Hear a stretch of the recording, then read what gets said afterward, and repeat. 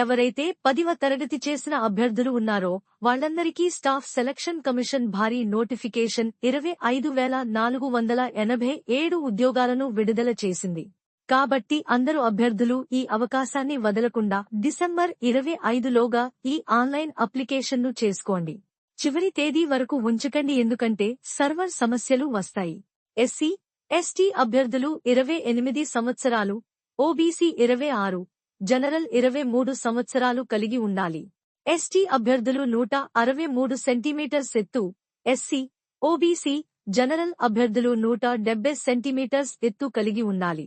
OBC, general అభ్యర్థులు ₹100, SC, ST, మహిళా అభ్యర్థులకు ఫీజు లేదు.